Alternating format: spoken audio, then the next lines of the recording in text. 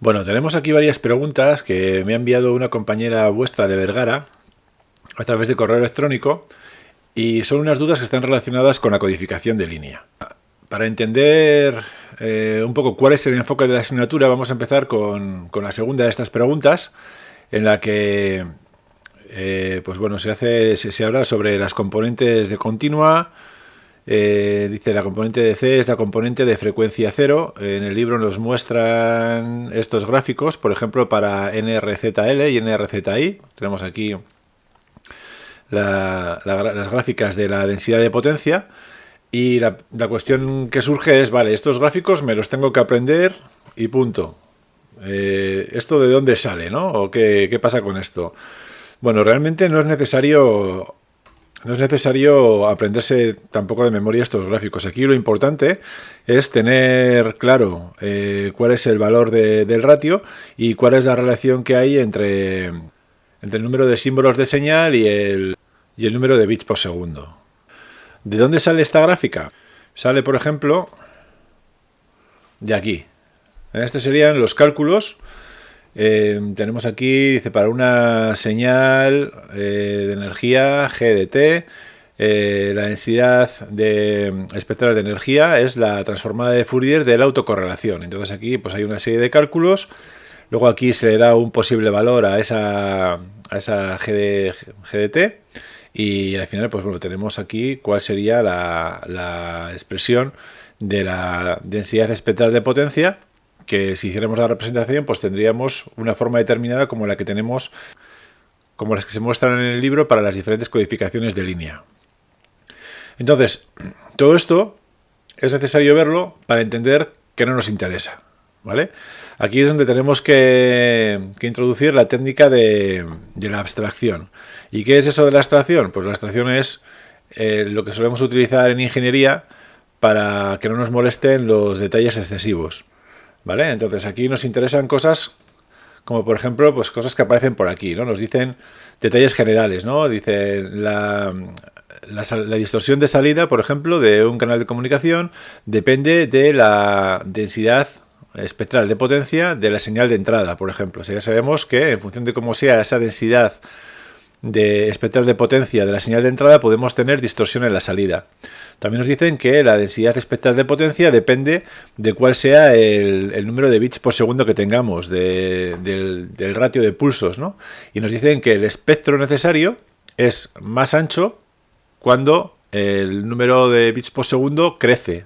Esto es lógico, puesto que si tenemos más bits por segundo, eso quiere decir que vamos a tener variaciones más rápidas de la señal en un segundo, y para conseguir eso necesitamos frecuencias más elevadas. También nos dicen que la densidad espectral de potencia depende de la forma de los pulsos, y que si tenemos pulsos que son más suaves, entonces vamos a tener una densidad espectral de potencia más estrecha. También es lógico, porque el que sea pulsos más suaves implica que no habrá transiciones rápidas, y eso hace que no haga falta tanto ancho de banda, y bueno, pues que al final también las componentes espectrales estén más confinadas, estén más limitadas a una zona determinada. Y luego también depende de la distribución de los pulsos, es decir, si tenemos muchos ceros, muchos unos, o cómo tenemos la señal. Entonces, al final lo que tenemos es que la distorsión puede ser un resultado que tengamos en la salida de la señal, puede ser un resultado que tengamos en la salida del canal, y un poco lo que viene a ocurrir, o lo que puede ocurrir si la densidad espectral de potencia no es la adecuada, y dependiendo de cómo sea el ancho de banda, pues podemos tener que pulsos que en la entrada teníamos así cuadraditos, ¿vale? Pues imagina que esto sea un 1, luego tenemos un 0, dos unos, en la salida los tengamos de esta manera, ¿vale? Entonces los pulsos se suavizan porque no pasan todas las componentes espectrales a través de los canales, y además tenemos que no están cortados en el tiempo como teníamos en la transmisión. En la recepción tenemos que los pulsos se alargan, y al final puede ocurrir que se nos mezclen diferentes pulsos contiguos, ¿no? Y eso es lo que se llama normalmente la interferencia intersímbolo. Todo esto son cuestiones que están relacionadas normalmente más con teoría de la información, con temas que se estudian en telecomunicaciones. Entonces, no nos interesa tampoco entrar demasiado en detalle en este tipo de cosas, porque para la asignatura no se requiere. Otra pregunta que hay aquí es respecto a la línea base y cómo se calcula. Vale, entonces, para esto vamos a ver las diapositivas comentadas. Y tenemos aquí algunas reflexiones ya sobre la línea base, ¿vale? Efectivamente pone que es la media de la potencia de la señal recibida, influye en la correcta decodificación de la señal, ya que va a ser la referencia con la que se comparan los niveles de señal recibidos para decidir cómo interpretarlos. Y entonces tenemos que una cadena larga de ceros o unos puede falsear el valor de la línea base. Si vamos aquí un poquito más adelante a la diapositiva número 13, aquí nos dicen cómo se calcula la potencia, ¿vale? Entonces tenemos que lo que hacen es coger dos bits seguidos, uno con un 1 y otro con un 0, y se calcula la potencia en esos intervalos, considerando que la resistencia a la que se está aplicando la tensión es de un ohmio. Entonces al final tenemos aquí unas fórmulas sencillitas. P igual a V por I y S igual a V por R, con lo cual la potencia es la tensión al cuadrado partido de la resistencia, y si la resistencia es igual a 1, tenemos que en el intervalo en el que tenemos la señal en nivel alto, tenemos que la potencia asociada al 1 lógico sería V cuadrado, y la potencia asociada al 0, puesto que tenemos 0 voltios, pues tendríamos 0 al cuadrado partido por 2, nos quedaría 0, y al final el resultado total sería V cuadrado partido por 2. Esa sería la potencia que tenemos en este intervalo de aquí, ¿vale? V cuadrado partido por 2. Si nos fijáramos en un intervalo, en un bit que estuviera a 1 y calculamos la potencia que tenemos ahí, pues tendríamos que la potencia es V al cuadrado.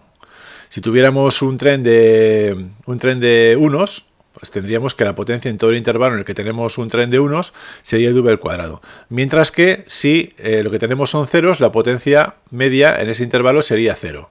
Entonces tenemos que, por un lado, el valor medio de partida es V cuadrado partido por 2, pero en función de si tenemos muchos unos o tenemos muchos ceros, podemos hacer que la potencia media tienda a V al cuadrado o tienda a 0. Entonces, si lo que hacemos es coger ese nivel como línea base, lo cogemos como umbral para determinar si hemos recibido un 1 o un 0, pues si tenemos muchos ceros, ¿qué es lo que va a ocurrir?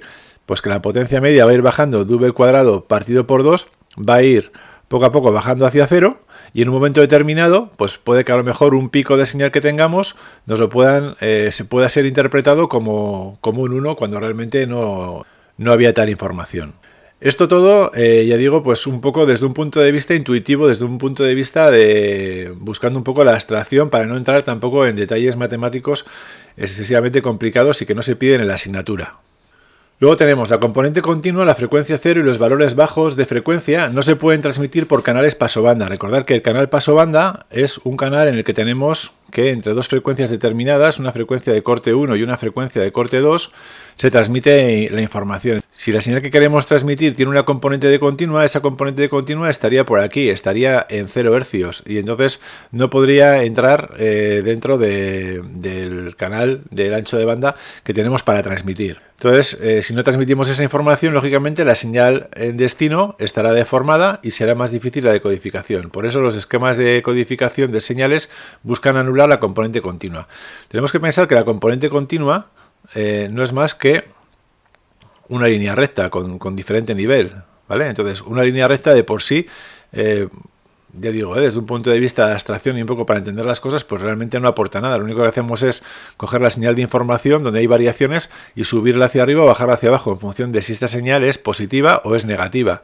Pero realmente no estaríamos aportando absolutamente nada. Entonces, como nos puede molestar, lo que intentamos es quitarla o eliminarla utilizando diferentes sistemas de codificación. Y luego ya tenemos por aquí también que se habla de la autosincronización. ¿Cómo se consigue la autosincronización? Incluyendo más transiciones. Es decir, nosotros podemos hacer que un 1 y un 0 sean un nivel alto o un nivel bajo, o podemos hacer que siempre que tengamos un 1 tengamos una transición y siempre que tengamos un 0 tengamos una transición.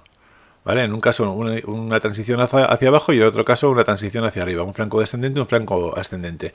Entonces, cuantas más variaciones tengamos, en la línea de transmisión, más fácil va a ser la codificación, más fácil va a ser detectar cuando ha habido un cambio de nivel y cuando ha habido un cambio de información, un cambio de dato. Por último, aquí tenemos, tampoco consigo entender cuando se dice que NRZL es más sensible a secuencias largas de unos y ceros, y en cambio que NZRI solo se ve afectado por secuencias largas de ceros. ¿Qué es lo que ocurre? Bueno, si tenemos NRZL, tenemos aquí que es non-return to zero level, es no hay retorno al cero, la señal no vuelve al cero. Normalmente cuando se habla de vuelta a cero se habla de que hay una vuelta a cero en la mitad del bit, ¿vale? Entonces aquí no tenemos eso. Entonces aquí tenemos que los ceros están codificados con un nivel alto, cada vez que tenemos un 0 tenemos un nivel alto y cada vez que tenemos un 1 tenemos un nivel bajo, ¿vale? Entonces NRZL es más sensible a secuencias largas de unos y ceros.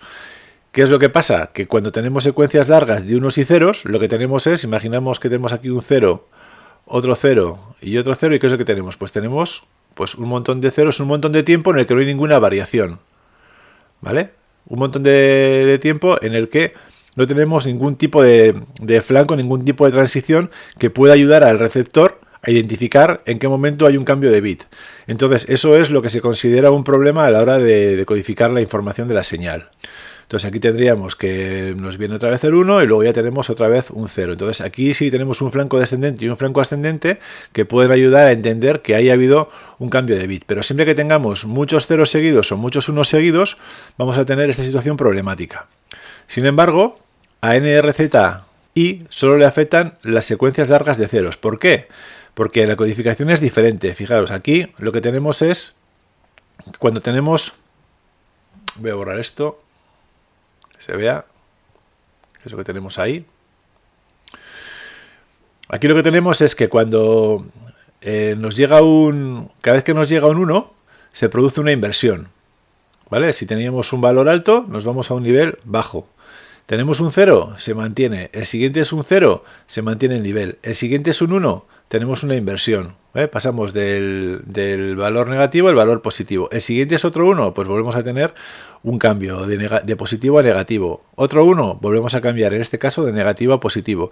Y si tenemos ceros, se mantiene. Entonces, en este caso, solo influyen o solo son problemáticas las secuencias largas de ceros, porque las secuencias largas de unos nos van a provocar continuamente señales que van cambiando de 1, o sea, de valor positivo a valor negativo. ¿De acuerdo? Entonces, pues por eso se dice que NRZL es sensible a cambios de polaridad y NRZI no lo es, ¿no? En ambos casos, bueno, tenemos aquí lo mismo de antes, tenemos la densidad de potencia y lo dicho, tenemos que fijarnos en cuál es el valor de R, por cada elemento de señal que tengo, cuántos bits estoy transmitiendo y luego la relación que hay entre el ancho de banda, entre el número de baudios y el número de bits por segundo. Que esto sale de la fórmula esta que comentábamos, que era una fórmula NCSR, una fórmula que es necesario saber, ¿vale? N por C es igual a S por R, ¿eh? Entonces, bueno, pues de aquí despejando, esta R nos vendría aquí, y como la C suele valer un medio y R es 1, pues tenemos N medios, ¿vale? Así de sencillo. Y bueno, pues con esto más o menos. Luego eso, la sincronización con los esquemas NRZL y NRZI es lo dicho, ¿eh? Lo que he comentado aquí. Al final lo que se consigue la transición por medio de los flancos. En el momento que hay un flanco se sabe que ha habido un cambio de bit y se sabe que hay que hacer una lectura a continuación. Y el problema viene cuando no hay cambio de nivel. Espero que hayan quedado más claras las cuestiones que planteabas y venga, seguimos adelante.